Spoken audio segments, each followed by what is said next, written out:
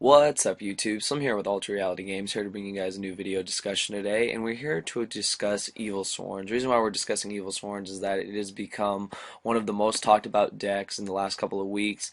A lot of people have been waiting for the new DT to come out, and of course it came out, and people have been piling money into the machine relentlessly in order to get these cards. Now, a lot of people have been messaging me and asking me questions about my thoughts on this deck, and I thought I'd just share a couple things with you and then open up the comments to you guys to hear your feedback on the topic. A lot of people have been saying that this is the new age Dino Rabbit, if you want to call it that, and that it's a superior Dino Rabbit for the fact that the rank 4 XYZ monsters that this deck makes are superior to Lagia and Dolka. That's what some people say. A lot of people say that Dino Rabbit is still the better version, and a lot of people are talking about this deck because this is going to be one of the newest decks that will be legal for nationals this year.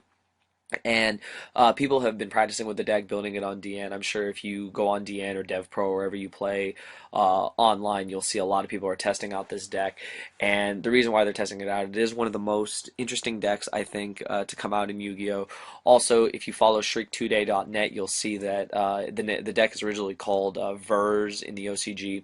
You'll see that it is consistently topping and or doing very well at the tournaments that they have out there. So I'm just here to talk about some of the monsters and then just want to know your guys' feedback on the deck. So this is just a general template of what the deck usually looks like. Your vanilla monsters are the Evil Sworn Heliotrope. A lot of people have been talking about this card for the fact that it's a 1950 vanilla, which makes it bigger than Sabersource of Kabazol, of course. It's able to get over Thunder King, which is something that original Dino Rabbit could not do for the fact that they would have to crash a Sabersource or use a Forbidden Lance in order to get past Thunder King. So that opens up a whole new amount of possibilities for the deck. So I really like Evil Sworn Heliotrope. Another one, probably one of my favorite cards in the deck, is the Evil Sworn Caster. This is like a marauding captain because whenever you normal summon it, you're able to summon another Elsworn monster in addition. That turn, so it's very simple to go Evil Sworn Cataster and then summon either Heliotrope or summon Mandragora or any of the other ones in order to get your XYZ monsters out. Mandadora is like Cyber Dragon. You're able to special summon it when your opponent controls more monsters than you do. That's actually really cool.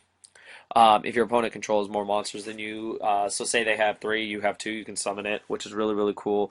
Opens up a lot of possibilities. I think you're able to summon the XYZ monsters a lot faster in this version of Rabbit, if you want to call it like that. And then probably my favorite card actually in the whole game right now is Evil Sworn Thunderbird. This card is like a better wind-up Rabbit, and it comes back at 1950. I'm sure a lot of people know about this card. Like I said, if you followed ShriekToday.net, you'll see that a lot of decks started to include this card in their decks.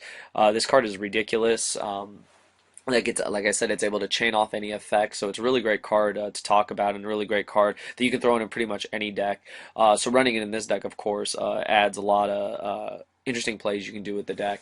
And of course, Rescue Rabbits are your main. One of your main engines. You rescue rabbit for your heliotropes, and then you're able to go into your rank 4 XYZs. Probably one of the most interesting cards, probably one of the best cards in the deck is the Infestation Pandemic. This is like a better Forbidden Lance. All face-up Elsewhere monsters you control are unaffected by spells and trap cards. It's quick play. It's a really, really great card. You're able to search it out with Ophion, so this card's really, really great. And then one of the other cards is the Infestation Infection. You're able to shuffle Elsworn monster from your hand or face up on the field in your deck, and then you're able to add an Elsworn monster from your deck to your hand.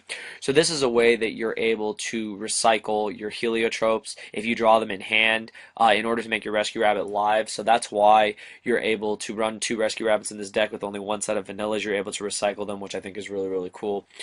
So that adds a lot of playability to the deck and makes it so that you don't have dead Rescue Rabbits. So I really do like that about this deck. I think it has a very consistent way of summoning your rank 4 XYZs, and it has a very powerful monster lineup that is well protected through the use of Forbidden Lance, through the use of the Pandemic, and just through basic traps and whatnot. And the main thing that everyone really wants to know about is, of course, the XYZs. A lot of people have been, like I said, putting money into the dual terminal, trading for them, buying them in order to get these cards. The first one is Bahamut. You summon it, of course, with two Elsworn monsters, and it basically is like a snatch steal. You discard one Elsworn, and then you're able to take control of an opponent's monster. Really, really cool to have like a snatch steal effect. The main one is Ophion, though. Everyone is talking about Ophion. This is the card that was said to put a stop to Chaos Dragons in decks that summon level 5 or higher monsters.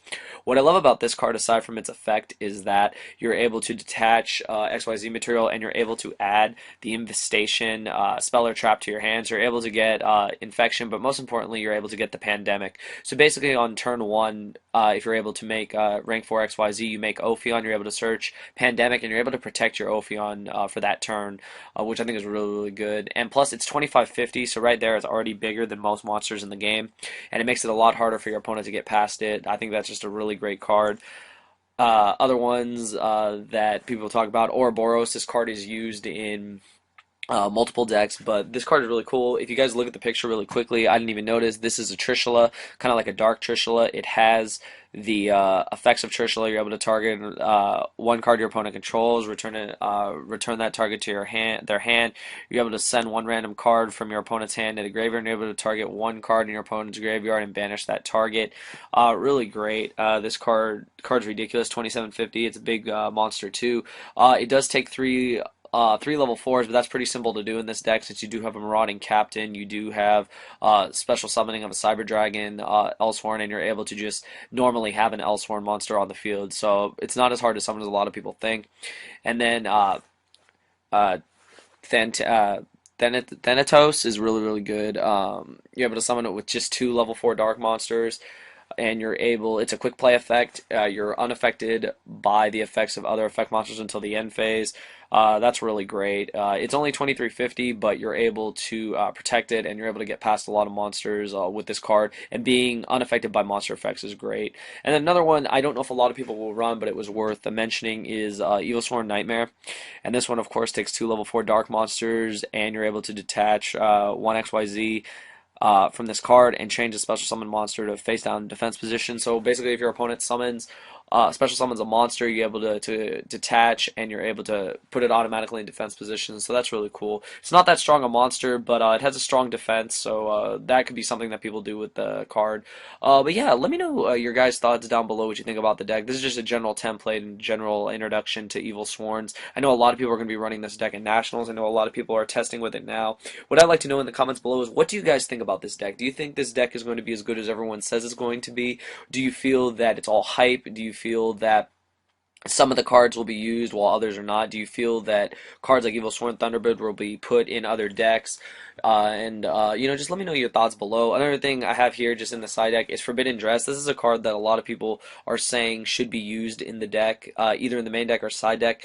It's kind of like a better Lance in this deck since you are able to protect your monsters with Pandemic. Using Forbidden Dress is good, especially against Fire Fist. I feel that if you're not maining Dress, you have kind of a hard Fire Fist match for the fact that Bear can simply pop your Ophion or pop any of their other monsters, since Pandemic only protects them from spells and traps. So I feel Dress would be a really nice addition to the deck. But let me know your guys' thoughts below. Do you like the deck? Do you not like the deck? Do you think the deck is just going to be hyped? Do you think it's going to flop? Just leave your thoughts below, and I'd love to read in the comments what you guys think about this deck. This is definitely a deck that I myself will be trying out, and I hope a lot of you will try out, and just give me feedback on how you feel the deck does in the meta. So that's all I got to say, guys. I hope you guys enjoyed the video. Thumbs it up. Down below in the description, you'll find Ultra Reality Games, the Facebook fan page, along with articles.ultrarealitygames.com. Just let me know what you guys think about this deck, and hopefully we will see this deck in the upcoming meta. So that's all I got to say. Thumbs it up, and thank you for watching.